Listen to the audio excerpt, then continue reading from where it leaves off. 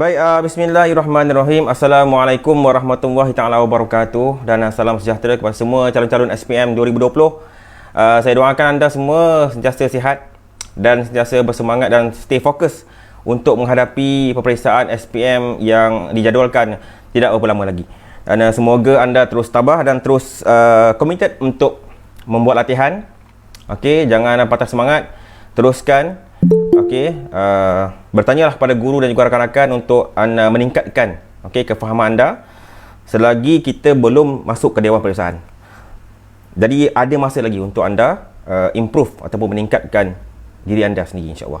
Jadi pada malam ini bersama dengan Cikgu Azmi secara live akan membincangkan dua topik di ketah 1 dan ketah 2. Iaitu ketah 1 kita akan bincangkan tentang topik sudut dongak dan sudut tunduk. Biasanya akan ada dua soalan yang ditanya dalam SPM ketah 1. Okey. Manakala ketah kedua kita akan bincangkan tentang topik kebarangkalian 2. Okey. Jadi kalau dah bersedia kita akan mulakan kita punya bengkel pada malam ini. Okey. Baik. Kita pergi soalan yang pertama So kat depan ni kita ada soalan pertama. Saya cuba besarkan. Okey, kalau tak nampak, saya harap dia nampak Anda boleh refer pada bahan yang saya telah bagi tu. Okey Okey, baik. Dalam topik sudut dongak dan sudut tunduk ni, kebiasaannya untuk soalan basic soalan basic ialah dia memaparkan dua tiang. Okey, dua tiang ataupun sebarang objek yang menunjukkan ketinggian. Okey, kerana kena ingat bila melibatkan sudut dongak dan sudut tunduk ni, dia melibatkan konsep dongakan. Okey, darjah kita tengok ke atas, kemudian darjah untuk tengok ke bawah. Okey, jadi bila kita sebut tentang konsep, kita kena kembali balik kepada asal kita, bahawa untuk memahami sudut dongak dan tunduk ini, kita kena faham satu perkara. Baik, kita ada satu garis tegak ni, dan kita ada, saya buat warna lain yang warna hijau ni adalah dipanggil garis mengufuk. Mengufuk tu maksudnya garis yang ni lah, melintang tu. Biasanya kita sebut sebagai macam pasir X. Okey, itulah garis mengufuk. Okey, jadi garisan satu sudut, kalau daripada tengah sini ke atas, okey, maka yang ni kita panggil dia sudut dongak. Okey, manakala kalau satu garisan menghubungkan daripada tengah sini ke bawah, dan yang ini kita panggil dia sudut tunduk. Okey, ada pelajar yang mungkin confused ataupun tak faham tentang konsep ini, di mana darjah yang kat sini kita tak kira, yang ini tidak dikira sebagai sudut dongak, yang ini bukan. Begitu juga yang ini bukan dikira sebagai sudut tunduk, kerana setiap sudut yang kita nak kira tu mesti menyentuh sekurang-kurangnya mesti berhubung lah dengan garis yang mengufuk itu, yang warna hijau tu. Jadi oleh kerana itu, kita kena pastikan sudut itu yang kita pilih mesti kena dengan garis warna hijau ni, iaitu dipanggil garis mengufuk. Jadi kalau dia tak kena, maka kita tak boleh ambil sebagai darjah itu. Yang ni kena faham Okey, so kena ingat balik, sudut dongak lah di ke atas, kalau di ke bawah dipanggil tunduk. Tapi apa pun ceritanya, mestilah menyentuh garis yang berwarna hijau ini, baru darjah itu dikira tunduk ataupun dongak. Okey, jadi ini konsep asas yang kita harus faham untuk sebagai ulang kaji, supaya anda boleh menjawab atau menguasai soalan topik ini dengan baik. Walaupun dia hanya keluar dua soalan, tapi dua soalan tu membawa 2 markah di ketah 1, sangat penting untuk kita. Okey, kita nak pastikan bahawa setiap soalan dalam ketah 1 kita boleh jawab dengan baik. Okey, baik, kita pergi soalan pertama. Soalan pertama menunjukkan diberi sudut dongak S dari R ialah 42 darjah. Okey, hitung tinggi dalam meter titik S itu. Yang ini bukan soalan kebat, sebab ni soalan biasa. Walaupun dia bagi tahu tiang tu kan, dia bukan soalan kebat lah. Soalan kebat, kalau soalan kebat kita akan tengok nanti.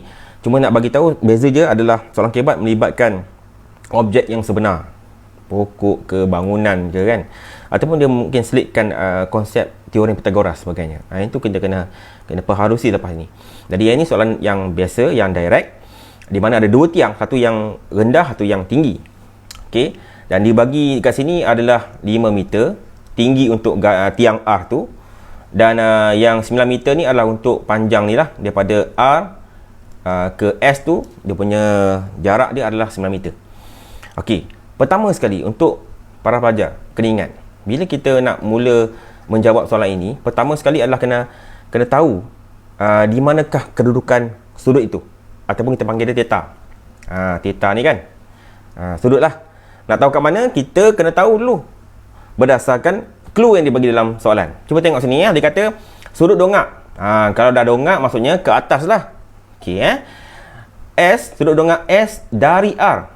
Okey, dekat sini kita tengok S dari R. Oleh kerana melibatkan dua huruf S dengan R ni, S dengan R, maka kita buat garisan daripada S ke R. Ni ada RS. Kita buatlah garisan R ke S. Kebetulan ada dua huruf saja. Tapi kalau lepas ni jumpa soalan yang banyak huruf, kita kena pasti dulu daripada ayat pertama ni huruf mana yang terlibat. Maka kita buat garisan yang melibatkan dua huruf itu. Dalam soalan ni R dengan S kita buat garisan. Dan yang ni saya nak apa, kalau boleh saya nak pelajar amalkan. Bila kita buat garisan macam ni kan, kita biasakan buat garisan putus-putus bentuk Z macam ni. 1 2.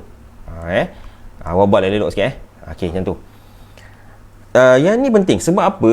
Kalau pernah, mungkin cikgu dah pernah ajar dalam kelas, iaitu sudut yang dipanggil sudut selang-seli. Okey. Jadi kalau satu yang kita faham bahawa sudut yang dekat sini, okey, akan sama dengan sudut kat sini.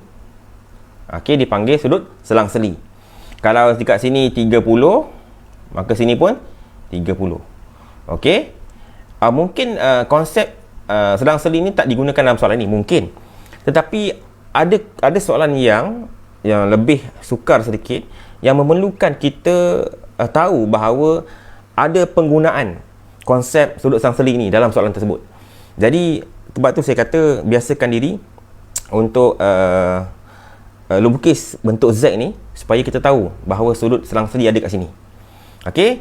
Jadi oleh kerana dia kata dia nak sudut dongak S dari R kan, S dari R. Kat mana kedudukan theta? Jadi kedudukan theta kita ambil ni, perkataan dari ni, dari R kan. Bila kita baca soalan, kita akan baca S dulu kan, S dari R. So perkataan dari R tu, R tu kat belakang. Bila R kat belakang, dekat R tu lah theta kita. Okey. Jadi inilah ni R kan, jadi inilah 42. Sekejap guna tukar sekejap. Sinilah 42. Okey. Perkataan dari tu, kan dari R ni kan, S kat depan, huruf R kat belakang. Mana-mana huruf yang dekat belakang yang ada perkataan dari tu, huruf tu lah tempat letaknya theta. Okey. Dan dalam soalan ni R, dekat R tu lah kedudukan theta kita. Jadi sekarang ni untuk konsep tadi selang-seli, maka kita tahu dah kalau ni 42, sini pun adalah 42. Ada kemungkinan poin ni tak digunakan dalam soalan, tapi kita sekadar pengetahuan. Nanti anda akan berdepan dengan pelbagai jenis soalan. Jadi konsep ni kena ingat. Okey, biasakan diri walaupun dalam soalan ni tak digunakan pakai konsep selang-seli itu. Okey, baik, sekarang kita nak cari apa? Dia nak cari hitung tinggi garis titik S ni. Yang ni kan. Titik S ni punya. Okey, ni semua nak cari tinggi dia. Okey saya rasa pelajar nampak bahawa paras ini adalah 5 meter. Semua nampak kan? So yang ini kita tak tahu kan. Jadi letak X lah sementara. Kita letak X. Okey? Jadi nak letak huruf lain boleh. Cuma biasanya kita letak X lah. Okey, sebagai pemboleh ubah sementara. Okey, sekarang apa nak buat? Kita nak cari kita dah diberi darjah. Kita nak cari tinggi X tu kan. Dari paras sini ke sini kan. Ini. Jadi kita menggunakan sama ada tan, sin atau cos. Kebiasaan dalam topik ini kita menggunakan tan. Kebiasaan. Tapi ada situasi yang mungkin menggunakan cos dan juga sin. Okey, jadi harap pelajar kena alert yang tu. Cuma dari segi pengalaman, kebiasaan soalan ni akan menggunakan tan. Kalau kita tengok logik pun, kita boleh cari menggunakan tan. Contohnya, cuba tengok sini darjah ni kan. Ini mata kita, theta kan. Sini theta 42. Kalau ni mata kita, ni mata kan, saya buat mata macam ni Ni mata lah, kedudukan mata. Jadi depan ni kita panggil dia opposite. Betul tak? Opposite kan? Ataupun bahasa Melayu panggil bertentangan. Yang sini adalah bersebelahan ataupun adjacent. Yang sini barulah hypotenuse. Betul? Okey, dalam kes ini kita tak gunakan sin dengan cos sebab nilai hypo tak ada. Okey? Tak terlibat lah. Kalau nak guna pun boleh, tapi mungkin leceh sikit. Tapi yang lebih dekat dengan kita adalah menggunakan tan, kerana dekat sini kita ada maklumat untuk darjah dia. Kita ada X, kita ada A kat sini kan. Okey. Okey, baik, kita tengok. Kalau guna tan jadi kita guna tan. Theta dah bagi kan. Jadi tan 42 lah terus letak. Sebab theta dia bagi sama dengan opposite kita adalah X kan. Lepas tu adjacent kita adalah 9. Letak 9 macam ni. Okey. So sekarang ni kita nak cari X tu. So apa nak kena buat? Jadi oleh kerana 9 dekat bawah, maka kita akan hantar dia dekat atas. Okey. Di bawah sikit. Jadi 9 ni akan jumpa dengan tan 9 tan 42 darjah sama dengan X.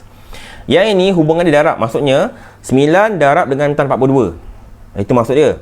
Oleh kerana tadi 9 tu bahagi kat bawah kan, kita hantar dia ke atas, jadi darab lah. Okey, jadi sekarang ni anda harus guna kalkulator.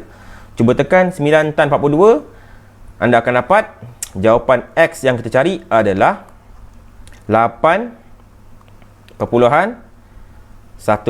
Dia panjang kan, tapi saya ambil saya bundarkanlah sikit. 8.10. Okey, cuba cek kalau salah bagi tahu Okey. Sekarang ni yang X itu 8.10 tu adalah di mana? Di sini. Okey. Inilah 8.10 tu di atas sini. Okey, sekarang nak cari tinggi S. Dah tahu kan? Jadi 8 untuk tinggi S sama dengan 8.10 tambah dengan 5 meter. 5 macam ni. Maka jawapan kita adalah 13.10. Boleh? Itulah tinggi S. Maka jawapan kita adalah D. Boleh Boleh faham? Okey, cuma sedikitlah saya nak pesan. Okey Baik, kadang-kadang dari segi kita operasi ni, kadang ada yang pelajar confuse. Cuba tengok kalau macam ni. Baik, saya bagi tahu ini yang situasi lain Kalau kita nak cari darjah. Contohnya macam ni, tan theta. Darjah tak diberi, tapi kita nak cari darjah kan, letak theta situ. Sama dengan katalah opposite dia dah bagi. Contohnya 8 lah. Adjacent dia 9. Okey. Dalam kes ni, ini nak cari darjah kan, maka cara jawab kita adalah theta dekat sini, tan ni akan pergi ke sebelah kanan, akan jadi inverse. Tan inverse ataupun tan songsang lah, songsangan tan. Maka akan dapat 8/9 ni. Yang ni awak tekan kalkulator, awak akan dapat jawapan theta tu berapa jawapan dia. Ini untuk cari darjah. Okey, macam kes tadi ni darjah dah dibagi. Nak cari yang ini, maka 9 ni yang bawah ni akan pergi ke sebelah kanan, ke sebelah kiri, naik atas. Maka selesaikan, awak dapat untuk nilai X. Okey, cuba perhatikan dua jalan kerja ni. Satu nak cari darjah, satu lagi nak cari panjang ataupun tinggi. Satu lagi kalau diberi macam ni situasi dia. Yang ni kena tahu juga ni. Kan? Mungkin ramai dah tahu, dah lupa kan. Kali ni dia kata dia bagi darjah. Darjah dia bagi, katalah kita ambil tan 60 contoh tan 60, atas dibagi juga 8. Bawah tak ada. Bawah X. Macam mana nak buat ni? Macam mana nak buat? Kalau situasi macam ni, kalau dia bagi darjah dan juga nilai atas ni, maka kita yang ini kita tukar tempat dengan bawah ni. Kita saling tukar tempat. Jadi yang X ni akan pergi ke atas, tan 60 pergi bawah. Tukar tempat, X naik atas, 8 stay. Yang bawah sekarang ni akan jadi tan 60. Okey? Untuk cari nilai X, maka awak guna kalkulator, awak kira je lah 8 bahagi tan 60, awak akan dapat nilai X itu. Okey? Jadi perhatikan tiga jalan kerja ni. Okey? Nampak ni? Satu nak cari theta. Satu lagi nak cari nilai X yang ke atas. Satu lagi cari X kat bawah. Jadi ini tiga situasi yang anda kena mahir. Barulah topik ini anda boleh kuasai, insyaAllah. Okey? Baik. Kita pergi soalan yang kedua. Yang baru masuk tak apa, jangan risau. Saya ada buat rakaman nanti, insya-Allah saya akan share video rakaman ni. Kita pergi soalan yang kedua Okey. Okey, soalan kedua ni, soalan kedua. Soalan kedua.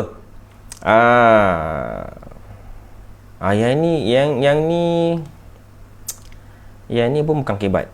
Ini soalan biasa. Okey. Baik.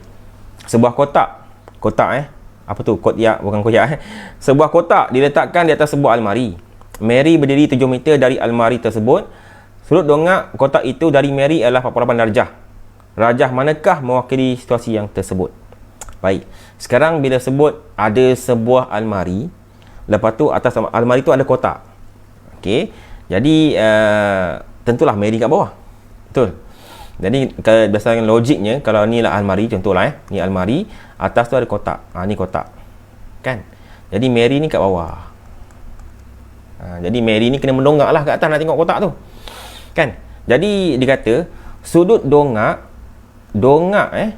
kotak itu dari Mary. Jadi kita kena buat garisan kotak ke Mary. Garisan tu kena kat paras mata lah.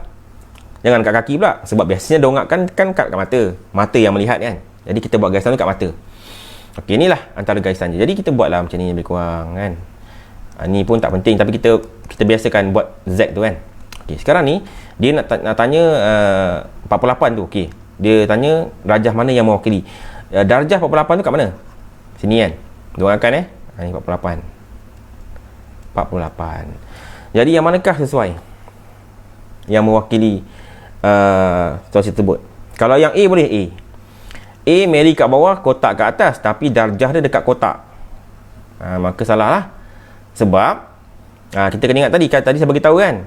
Macam ni sudut dongak kotak dari Mary. Ada perkataan dari kat situ. Dari Mary. So dekat Mary inilah letaknya kita punya theta, iaitu 48 darjah itu. Perkataan dari tu sebagai keyword penting tu, kena ingat tu. Jadi apa juga huruf ataupun boleh ubah yang berada di selepas perkataan dari, dekat situlah letaknya theta kita ataupun kita punya darjah. Jadi dalam soalan untuk pilihan jawapan A ni salah sebab darjah dekat kotak. Tak boleh terima B boleh terima B pun samalah sebab dekat darjah dia dekat kotak. Okey. C pun samalah, pun dekat kotak. Jadi yang betul adalah D D lah jawapan kita sebab darjah ni dekat bawah kat Mary. Sesuai dengan yang ni sama. Okey. So jawapan kita adalah D. Okey, boleh? Baik. Kita pergi soalan ketiga. Setakat ni ada soalan tak? Okey, tak ada soalan setakat ni. Okey. Sekejap, kat HMB sekejap. Okey, pun tak ada. Okey, kita pergi soalan yang ketiga. Okey. Yang ni bolehlah katakan kebat lah. Sebab dia melibatkan pokok sebagainya kan. Okey, tapi belum aras yang begitu sukar lagi lah. Okey, dan untuk makluman, kebat bukan soalan yang semestinya kena susah. Okey, kebat ni kadang-kadang benda yang bukan rutin lah, yang bukan direct, yang biasa kita jumpa. Dia akan letakkan simbol baru, dia akan letakkan gambar baru kan, gambar yang objek yang mungkin real sebagainya. Okey, mungkin ada jalan kerja sikit nak kena tambah kan. Itulah kebat Baik, darjah 8 menunjukkan suatu pokok dan sebatang tiang tegak berada pada sarta mengufuk. Okey. Sudut tunduk. Tunduk pula kali ni Puncak pokok dari puncak tiang itu adalah 40 darjah. Cari nilai H. Okey, sekarang kita tengok dulu mana yang perlu digariskan, iaitu puncak pokok dengan puncak tiang. Ni puncak pokok, puncak tiang. Kita buat garisan siap-siap. Kita buat siap-siap. Dan kita biasakan kita buat bentuk Z. Walaupun tak ada kena-mengena dengan soalan, mungkin lah kan. Tapi kita biasakan. Sebab, sekali lagi saya ulang, ada nanti situasi soalan yang memerlukan konsep sudut selang-seli tu. Jadi bila kita biasakan dari sekarang, insya-Allah selamat. Okey? Okey, selang-seli Okey, baik. Sekarang dia kata, dekat mana theta ni? 42 ni. Kan? Ada perkataan dari kan? Dari ni keyword kita dari puncak tiang. Okey, jadi puncak tiang itulah kita punya theta. Jadi theta kita kat mana? Sini. Sini atau sini? Okey. Jadi kita punya theta adalah dekat atas, bukan bawah Kenapa tak di bawah? Sebab yang bawah ni dia garisan ni, theta ni yang saya buat darjah ni tidak menyentuh garis mengufuk. Ni saya buat hijau ni. Yang ni. Ada pun kegunaan dia. Masa sekarang lah guna ni. Sebab tu saya buat. Walaupun tak ada dalam soalan, kita tambah. Jadi garisan dekat sini yang saya buat warna merah yang ni, yang ni, dia ni lengkung darjah tu tidak menyentuh garis hijau ataupun garis mengufuk. Maka tak boleh terima sebagai sudut tunduk. Kita kena ambil yang kena. So kita ambil yang atas ni. Yang ni.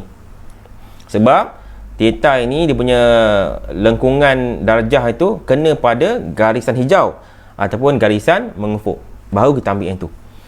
Okey, itu baru kena. Jadi sekarang ni kalau dikata sini 42 kan? Sini 42, maka sini pun adalah 42. Samalah. Sudut selang sendi. Tapi cuba tengok sekarang ni kalau kita theta asalnya dekat atas ni kan? Sini kan, theta kita kan. Tapi depan ni tak ada apa kan? Betul tak? Tak ada tiang kan? Tak ada ataupun sebarang objek lah. Jadi kita kena gunakan yang bagian bawah ni. Bagian bawah ni, jiran dia ni, dalam ni. Yang kat sini. Okey? Tu gunanya sudut selang seli tu. Okey. Sekarang kita nak cari apa? Nak cari tinggi H. Cari nilai H tu kan? Okey. Semua orang dah tahu dah, paras ni adalah 3 meter. Paras ni 3 meter. So yang paras sini ke sini adalah H. Kita buat ataupun kita buat X lah. X. Kita mentara.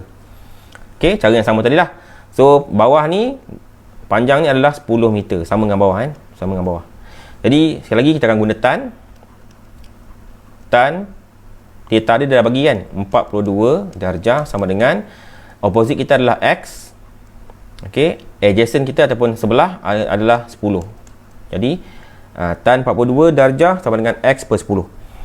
Okey, jadi apa nak buat? 10 ni akan bawa ke sebelah kiri, maka 10 naik atas. 10 darab dengan tan 42 darjah sama dengan X, maka X sama dengan, jawapan kita adalah 9 kan?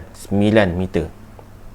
Okey, jadi oleh kerana panjang H tu kena tambah dengan 3, maka panjang H sama dengan 9 tambah dengan 3, maka H adalah 12 meter.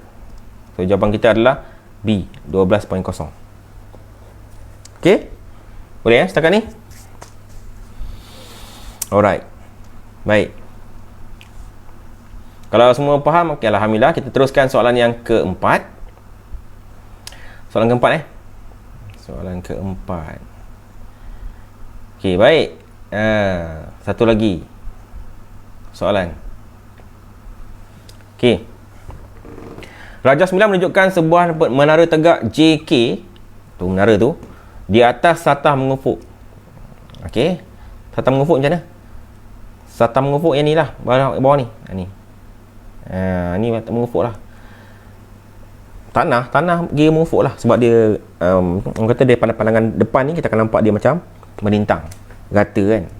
Maka yang biasanya bahagian bawah ni kita panggil dia sebagai mengufuk lah. Okey, baik. Sekarang titik K dan L terletak di atas satah itu. Titik K dan L. Okey. Sekarang apa nak buat? Cari sudut dongakan dari titik J dan L. So bila jumpa dua huruf, kita akan buat garisan J dengan L. Kita buat garisan J dengan L. Macam tu. Okey, ikut huruf yang dia bagi. Okey, sekarang kedudukan theta kat mana? Oleh kerana dia dongak kan. Okey, theta dekat ni dekat L, sebab dia kata dari titik L. Jadi L lah kita punya theta. Maka ni L, parkingkan theta kita dekat sini. Boleh? Okey, jadi sekarang ni apa nak buat? Kira sajalah sebab dah ada maklumat. Kan? Guna apa ni? Tan kan? Ni bahagian bertentangan, opposite. Yang ni bahagian bersebelahan, adjacent.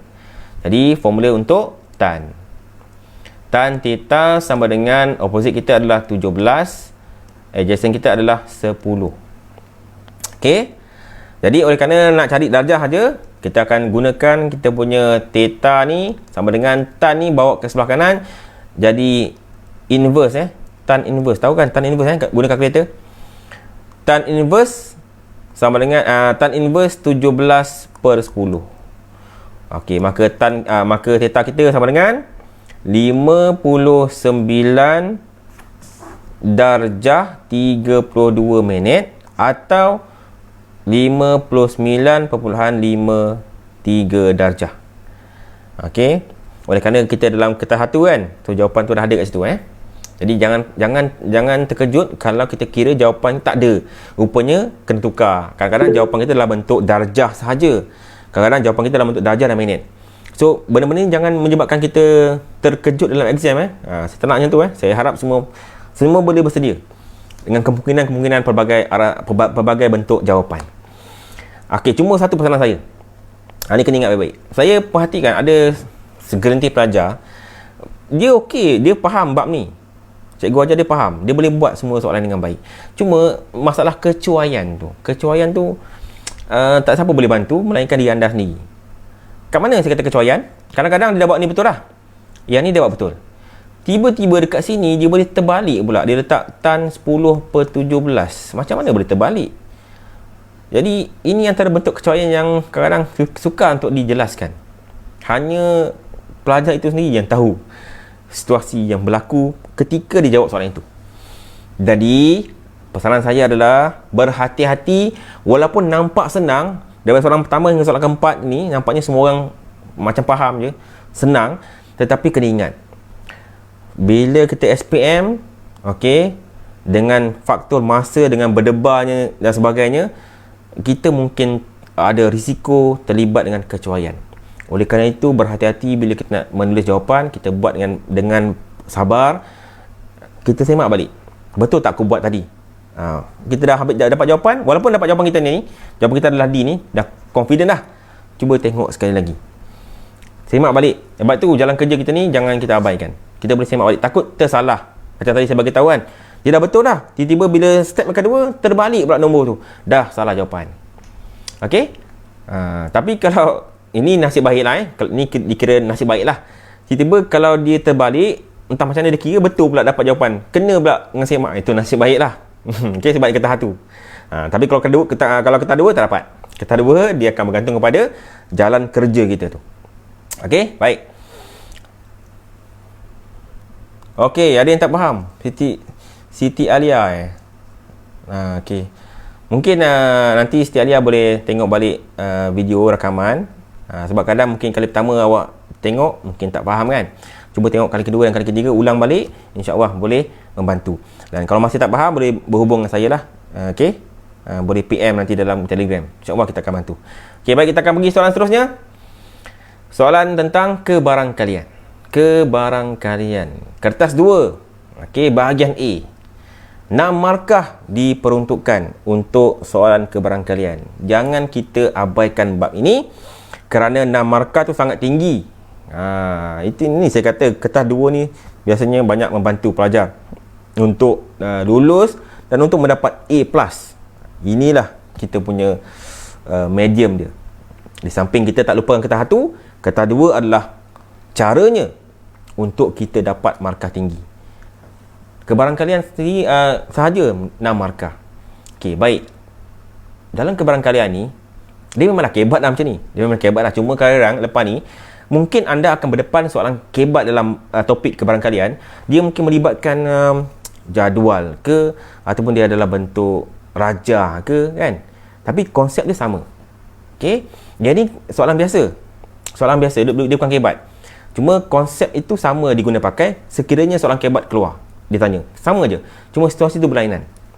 Okey. Baik. Ada pelajar dia tak suka soalan kebarangkalian hanya kerana soalan dia panjang. Soalan tu panjang, ayat panjang-panjang, dia dah mula pening. Baik, kita tengok Okey, soalan pertama. Dia kata dia ada sejumlah kad yang dilabel dengan huruf dan angka. Ada huruf, ada angka lah. Okey, sekarang ni Sekeping kad dipilih secara rawak daripada kad-kad itu. Hitung kebarangkalian bahawa kad yang dipilih adalah kad berlabel huruf. Dia nak yang huruf sahaja. Okey Dia nak yang huruf. So macam mana kita nak buat ni? Okey, yang berlabel huruf berapa? Cuba tengok. Kita ada K 1, E 2, U 3, L 4. Jadi ada 4 je lah. 4. Daripada berapa jumlah keseluruhan? Kita ada apa ni? 2, 4, 6, 8, 10. Jadi 4 per 10. Okey? 4 per 10. Okey, sebab dia nak tanya kad yang berlabel huruf je lah. Jadi yang pecahan ni 4 per 10 ni datang mana? Datang daripada formula kebarangkalian, iaitu kalau masih ingat kebarangkalian ataupun PA sama dengan NA per dengan NS. Yang formula ini tidak perlu dihafal kerana ada dalam senarai formula di kertas soalan SPM depan sekali. Ada, tak perlu hafal. Tapi biasanya boleh ingat kan. Okey, jadi inilah NA inilah adalah 4 sebab NA ni menunjukkan pada soalan. Dalam soalan dia nak apa? Dia nak kad yang berlabel huruf. Maka inilah kita punya NA. Okey. NS pula adalah jumlah keseluruhan. Jumlah keseluruhan adalah 10. Okey, jadi 4 per 10 ni datang daripada formula. Okey, bukan saya menghentam bukan kita bukan kita main ambil je. Dia ada berdasarkan formula. Okey, timbul soalan. Perlu kecil tak? Perlu tak kita buat kecilkan pecahan? Okey, terpulang. Boleh. Kalau kita nak kecilkan, kita akan jadi 2 per 5. Okey? Boleh Tetapi sebenarnya jawapan kita adalah 4 per 10 lah, sebab dia nak kebarangkalian yang sebenar, kebarangkalian kad yang berlabel huruf. Sebenarnya 4 lah, 4 kad. Logiknya 4 kad. 4 kad daripada 10. Itu logiknya. Maka jawapan kita adalah 4 per 10. Cuma kita boleh kecilkan kerana ini adalah kemahiran mengecilkan pecahan. Boleh, tak ada masalah. Okey, jadi kita buatlah jawapan 4 per 10 sama dengan 2 per 5. Okey, baik. Soalan B. Soalan B. Semua kad berlabel huruf vokal. Vokal garis kan, kalau boleh ambil, kalau depan ni kalau ada pen berwarna ataupun pensel boleh. Huruf vokal dan kad berlabel nombor perdana. Semua kad berlabel huruf vokal dan kad berlabel nombor perdana. Ataupun masalah tu nombor perdana satu ni. Okey, dikeluarkan dan dimasukkan ke dalam bekas A. Manakala kad yang lain dimasukkan ke dalam bekas B. Nampak? Yang ni sedikit tinggi kerana dia dah bagi tahu pula ada bekas A, bekas B. Mana bekas A, bekas B mana ada? Tak ada pun dalam soalan. Tapi dia bagi tahu, dekat ayat tu dia bagi tahu ada bekas A, bekas B. Maka kita lah kena buat sendiri tu, bekas A, bekas B tu. Okey Jadi kemudian 2 keping kad dipilih dalam setiap bekas tanpa penggantian ataupun tanpa apa kata istilah dia? Pemulangan. Apa ada satu ayat yang biasa kita guna dalam soalan. Tanpa pergantian, tanpa pengembalian. Okey, tanpa pengembalian. Samalah Okey, baik. Saya terangkan sikit dulu. Mula-mula kita tengok. Kita nak cerita pasal vokal. Okey, vokal semua tahulah Boleh kita settle vokal semua orang tahu kan? Okey, vokal semua orang tahu, selesai. Ke tak tahu? Vokal adalah U dengan E. A, E, I, O, U. Tu vokal Jadi dalam kad ni yang vokal adalah U dengan E. Okey, yang perdana pula, yang perdana. Dalam nombor-nombor tu 6, 2, 5, 3, 8, 9, yang manakah perdana? 109. Okey. 6 perdana ke 6? 6 bukan kan? Jadi kita mula dengan 2 kan, betul tak? 2, 3 dan 5, betul? Manakala 6, 8 dengan 9 bukan perdana. Okey 2, 3, 5 saja perdana. Okey, sekarang sekejap Okey, sekarang sekejap.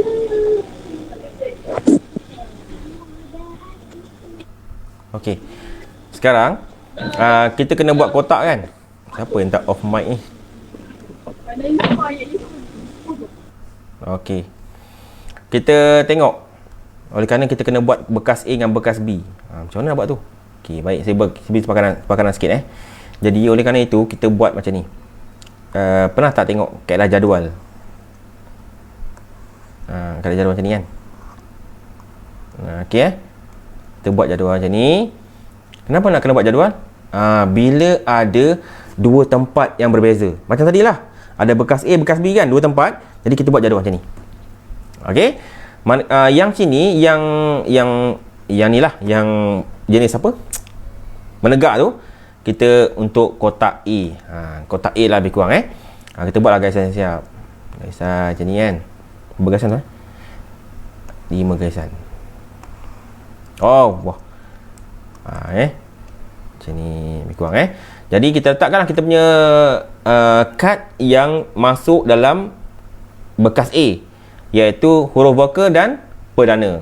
Huruf vokal kita adalah nombor perdana kita adalah 2, 3, 5 tadi, dengan huruf vokal kita adalah U dan E. Yang ni semua dalam grup bekas A. Manakala yang melintang ke atas ni adalah untuk bekas B. Bekas B Okey, kita buat dia punya kolom dia. Sini 1, 2, 3, 4, 5.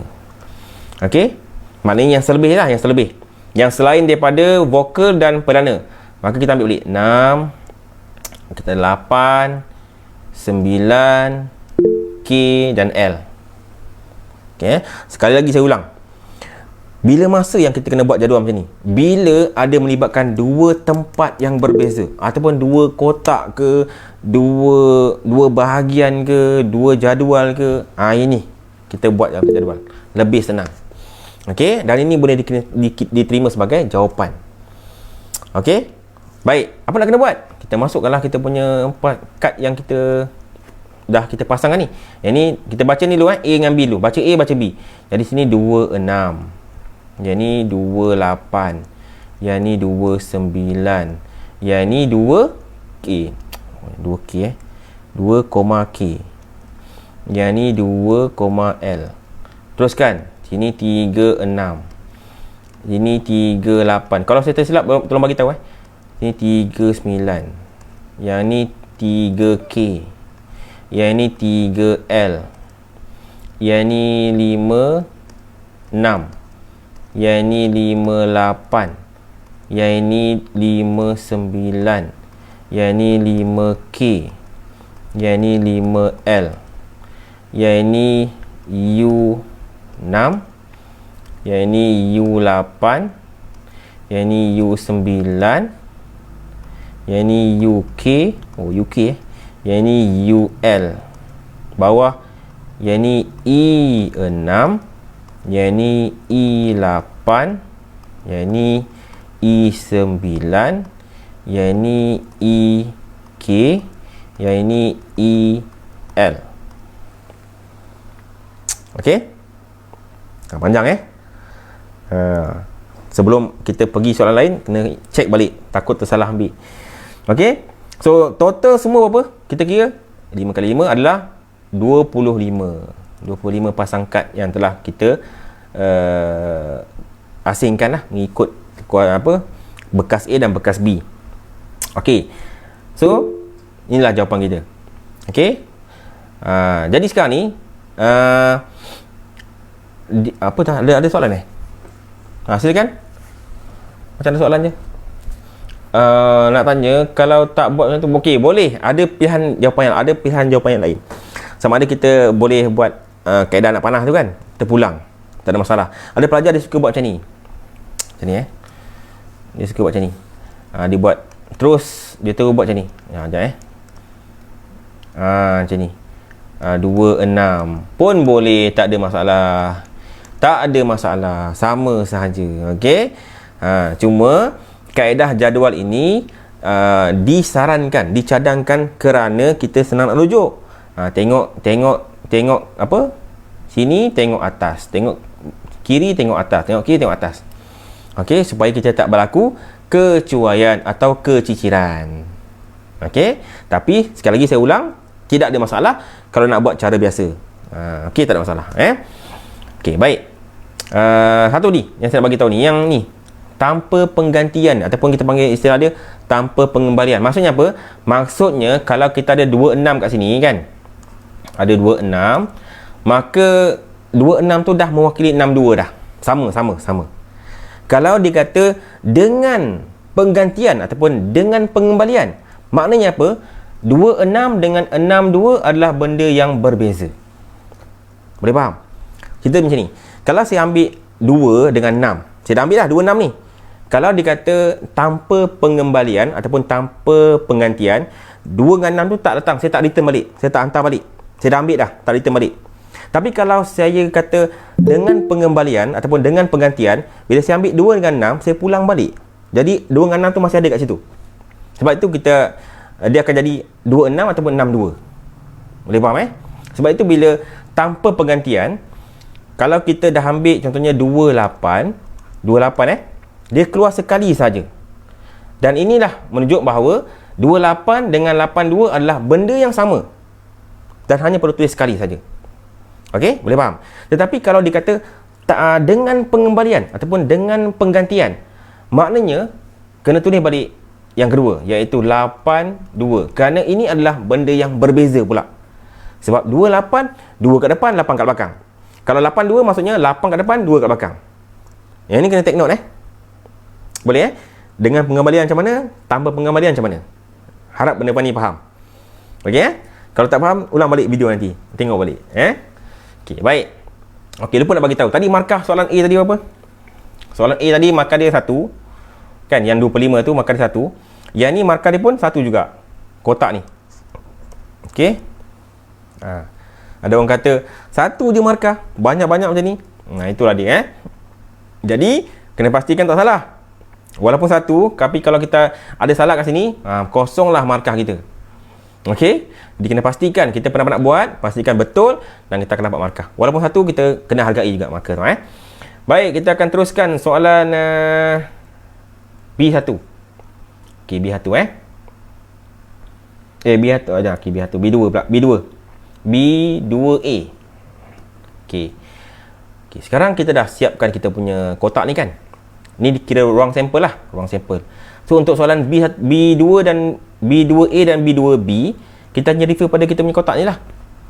Okey? Jadi tak perlu kita buat banyak kali. Okey. Sekarang kita jawab soalan B2A. Dia kata, dengan menyenaraikan semua kesudahan yang mungkin, hitung kebarangkalian. Ada 2 kerja kat situ.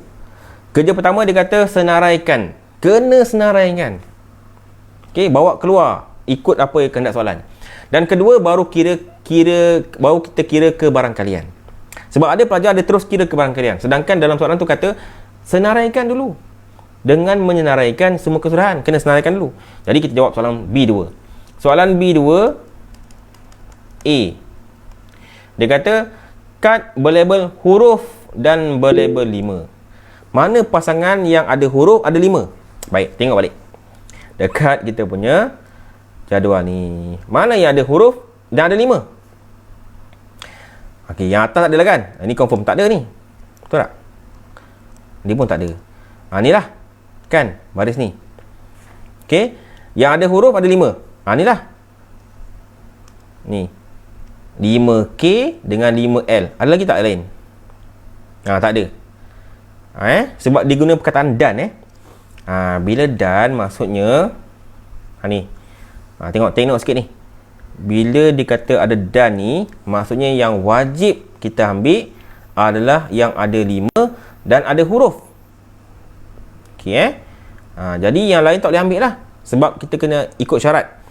Dia guna perkataan dan, maka wajib yang ada adalah ada 5, ada huruf. Maka kita ambil 5K dan 5L.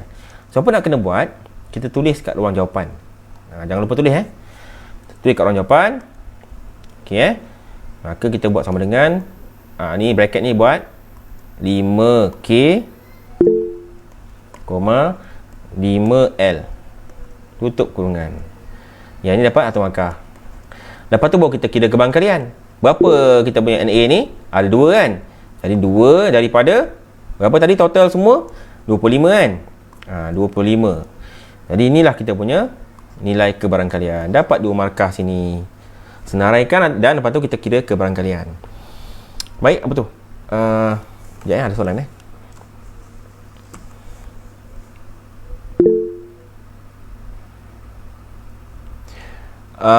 Kalau tak tulis 25 tu boleh tak? Tak tulis 25. Yang ni. Maksudnya yang tadi tu bila kita buat kotak tu, nilai 25 tu tak boleh tulis. Nak tulis boleh juga. Tapi dia tak suruh pun kita tulis berapa jumlah semua kan. 25 tu untuk sebagai kita punya rujukan. Dan 25 tu untuk kita buat dalam soalan B2. Okey. Eliza kata kalau guna atau. Kalau guna atau maksudnya kita boleh bebas pilih sama ada 5 ataupun ada huruf.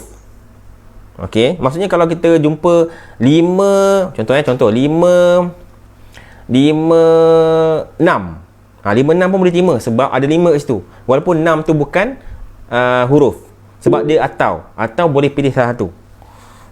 Salah satu syarat cukup dah boleh diterima. Sebab syarat kat sini dia nak huruf dengan label 5 kan. Ni huruf kan. Ni huruf, inilah huruf, inilah 5. Itu kalau dan mesti dua-dua ikut. Mesti betul-betul. Tetapi kalau dia kata atau, sini atau, dia nak atau, maka kita boleh bebas sama ada pilih 5. Kalau dah pilih 5 sini, dah ada 5, yang sebelah sini bebas. 6 boleh, nak ambil nombor lain pun boleh. Sebab bila atau, kena ingat ini tempat kiri, yang ini atau, ni kanan. Atau salah satu ni dah ikut syarat, maka ini pun dah semua sekali dah kira betul. Tapi kalau dan mesti dua-dua ikut syarat, kiri dan kanan. Nombor tu mesti kena dua ikut syarat. Tapi kalau atau salah satu saja. Kalau sebelah satu bahagian tu dah ikut syarat, maka semua tu dah kira boleh diambil. Masuk dalam kita punya jawapan. Boleh tu beza atau dengan dan. Kalau dan mesti dua-dua kita pilih, mesti ikut syarat. Tapi kalau atau salah satu dah ikut syarat, dah kira okey, dah boleh ambil dah. Baik, kita pergi soalan. Kalau ada soalan silakan nak tanya lagi. Soalan B2. B2B. Macam tu pula sabar sekejap B2B. Dekat pukul 9 dah B2B. Mungkin panjang sikit sebab kita nak terang lebih detail supaya semua faham. B2B dia kata kad yang sama label dipilih. Maksudnya nombor dengan nombor. Nombor dengan nombor, huruf dengan huruf. Itu maksud dia. Jadi kita pilihlah dekat dalam ruang jawapan kita tadi ni, yang kita dah buat dekat soalan B tadi ni. Ni manakah geng huruf dengan huruf, nombor dengan nombor. Jadi kita senaraikanlah dekat bawah. So B2B Jadi kita ada 26 sebab nombor dengan nombor. Kita ada apa lagi? 28. Kita ada 29. Kita ada 36. Kita ada 38. Kita ada 39. Kita ada lagi apa lagi? 56. Kita ada 58. 59. Kita ada UK. Kita ada UL. Kita ada EK. Apa lagi? Dan satu lagi adalah EL. 26, 28, 29, 36, 38, 39. Betul 56, 58, 59. UK, UL, EK, EL. Double check sikit. Maksudnya dia kata nak yang sama label. Maksudnya huruf dengan huruf, nombor dengan nombor. Itu maksud dia. Jadi semua kita ambil kat situ lah. Mana yang partner dia, nombor dengan nombor, huruf dengan huruf, kita masuk kat sini. Jadi kebarangkalian dia adalah berapa? Berapa jumlah semua ni? Kita dah berapa? 2, 4, 6, 8, 10, 13 Okey, 13. Jadi 13 daripada jumlah keseluruhan 25. Okey, inilah jawapan kita. Yang ni tadi 1 markah. Ini adalah 1 markah. Boleh? Okey Okey, baik, kita pergi soalan seterusnya. Soalan terakhir. Okey, baik Kalau ada soalan boleh tanya Kita pergi soalan terakhir, soalan yang ke-6. Yang ini melibatkan dua kumpulan. Okey. Jawapan 4 menunjukkan dua kumpulan murid yang terlibat dalam pembentangan kerja projek matematik. Kumpulan 1 ada Aidan, Fazlina, Elisha, Luqman. Kumpulan kedua Zaim, Syakila, Damia. Baik. Dia bagi tahu sini seorang murid dipilih dari setiap kumpulan untuk membuat pembentangan projek. Okey, seorang akan terpilih dalam setiap kumpulan. Maksudnya kumpulan 1 seorang, kumpulan 2 seorang. Okey, dia kata senaraikan semua keseluruhan yang mungkin bagi ruang sampel ini. Anda boleh menggunakan huruf besar seperti A untuk mewakili Aidan dan seterusnya. Maknanya ini kemudahan yang dibagi dalam soalan ini. Maksudnya anda boleh tulis Aidan ni sebagai E saja. Boleh. F untuk Fazlina, E untuk Elisha, L untuk Luqman, Z untuk Zaim, S untuk Syakila, D untuk Damia. Okey? Dan kalau pun dia tak bagi tahu, kita pun masih lagi boleh guna dengan syarat. Dengan syarat tidak ada yang menggunakan huruf yang sama. Contohnya dalam grup 1 tu ada Aidan, satu lagi Arif. Dua orang guna A kan? Maka yang tu saya rasa baik awak guna nama sebenar. Dan kebiasaannya insya-Allah pembuat yang menyediakan soalan, dia akan letakkan nama yang ringkas, nama yang pendek. Dia takkan nama panjang. Sebab dia tahu nanti pelajar ambil masa nak tulis nama panjang kan. Itulah cerita dia. Jadi kita boleh wakilkan dengan huruf sahaja, dengan syarat tidak ada pertindihan huruf yang sama. Kalau ada, tak boleh guna shortcut, kita kena tulis nama penuh. Okey, baik. Tengok macam mana nak buat. Okey. Jadi sekarang ni dia kata senaraikan keseluruhan yang mungkin bagi ruang sampel ini anda boleh gunakan. Okey. Jadi satu orang dipilih daripada kumpulan 1, satu lagi kumpulan 2. Jadi Aidan Zaim, Aidan Syakila, Aidan Damia, kan? Macam itulah. Jadi kita buat macam mana? Untuk soalan A, okey, kita buat sama dengan Aidan Zaim. Okey, apa lagi? ES. Apa lagi? AD. Apa lagi? Saya buat dulunya Kalau ada soalan kan saya tengok. Sekejap. FZ. Lepas tu kita ada FS. Lepas tu kita ada FD. Lepas tu kita ada EZ. Lepas tu kita ada ES. Lepas tu kita ada apa lagi? LZ.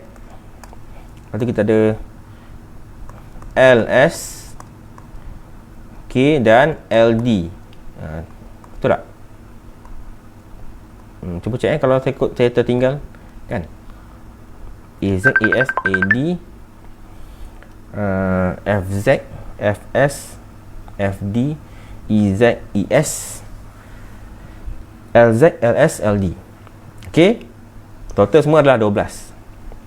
Okey, ni ruang sampel kita Di sini kita akan dapat 2 markah. Okey, boleh?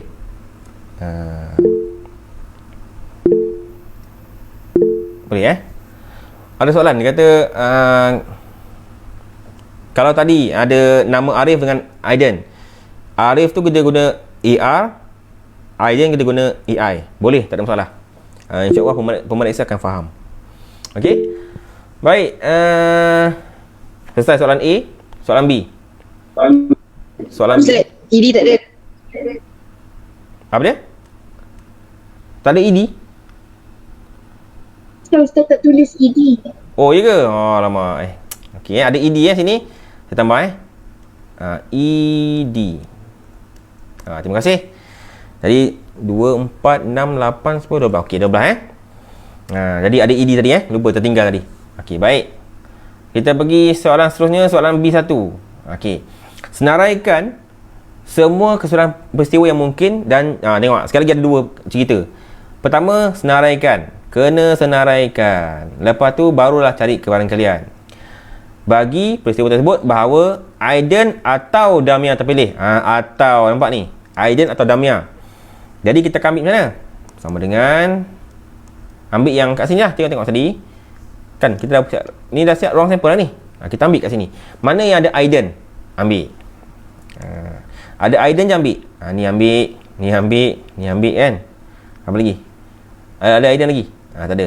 Dah habis Aiden, ambil ada Damia. Mana Damia? Ni ada Damia. Ada lagi tak? Damia. Betul tak? Mana lagi? Ni Damia. Betul? Betul Jadi jawapan kita adalah, sekejap cuba cek balik A, Z. Lepas tu kita ada A, S. Kita ada A, D. Kita ada F, D. Kita ada E, D. Kita ada apa lagi? Dan juga L, D. Okey, 1, 2, 3, 4, 5, 6. Okey. Ni satu markah. Boleh?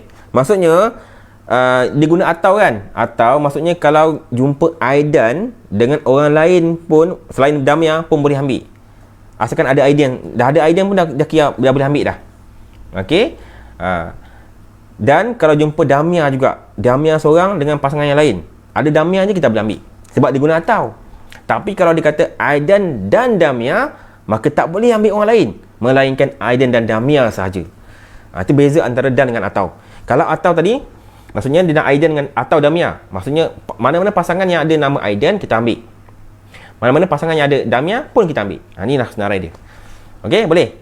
So kita ni termakan kan? Okey. So kira lah jumlah semua NA kita adalah 6. Kan ada 6 ni. 6 daripada jumlah keseluruhan kita adalah 12. Ataupun sama dengan 1/2. Satu lagi markah kat sini. Boleh? Okey, apa lagi soalan tu? Kalau kita tulis Damia lepas tu baru Zaim, boleh? Tak ada masalah. Okey, yang penting ada Damia kat situ. Jadi yang penting bukan daripada grup yang sama lah. Kan? Damia tu daripada grup kedua kan? Betul tak?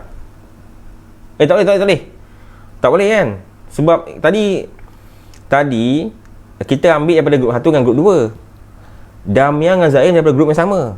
Tak boleh. Okey Boleh yang kita tambah pula. Tadi kita dah soalan A tadi ni sebenarnya ruang sampel untuk soalan seterusnya, soalan B tu. Soalan A tadi tu tentang kita kena ambil seorang daripada wakil kumpulan 1, seorang lagi kumpulan 2. Maka Zaim dengan Damia tak boleh sebab dia dari kumpulan yang sama. Boleh Okey. B2. Sekurang-kurangnya seorang murid perempuan terpilih. Jadi jawapan kita adalah okey, panjang Okey, A, S, A, D, F, Z, F, S, F, D, lagi E, Z, E, S, apa? ES, ED, LS, LD. Tu je kan? Sampai LD je rasanya. Tu cek balik AS, AD, FZ, FS, FD. Ni FD Ni FD. EZ, ES, ED, LS, LD. 2, 4, 6, 8, 10. Ada 10. Jadi 10 per dengan 12 ataupun yang setara dengan dia 5/6. Yang ni satu markah, yang ni satu markah. Maksudnya apa? Soalan B2 ni dia nak sekurang-kurangnya dalam pasangan tu ada seorang perempuan. Okey kan? Yang AS ni mewakili apa? Aidan dengan apa S tadi? Syakila Syakila. Kan Syakila ni perempuan. Syakila ni perempuan seorang. Okey, boleh ambil lah. Sekurang-kurangnya ada seorang perempuan. Ni Damia pun seorang perempuan ni boleh ambil. Ada tak yang dua-dua perempuan? Apa tadi? Mana tak dua perempuan? Elisha, E dengan S. Ada tak ES? Ni Elisha perempuan, Syakila perempuan. Pun boleh ambil. Sebab dia nak paling kurang seorang. Ada dua, boleh ambil lah. Tak ada masalah dia nak paling kurang seorang je perempuan. Tapi yang ni ada dua, boleh ambil lah. Okay, boleh? Jelas So ni total 6 markah. Ada 6 markah untuk kebarangkalian. Ada soalan tak? setakat ni? Setakat kita bincang ni ada soalan tak? Kemuskilan ke apa ke? Ada? Tak ada jadi kalau tak ada soalan, rasanya setakat tu je lah bengkel kita untuk pada malam ini.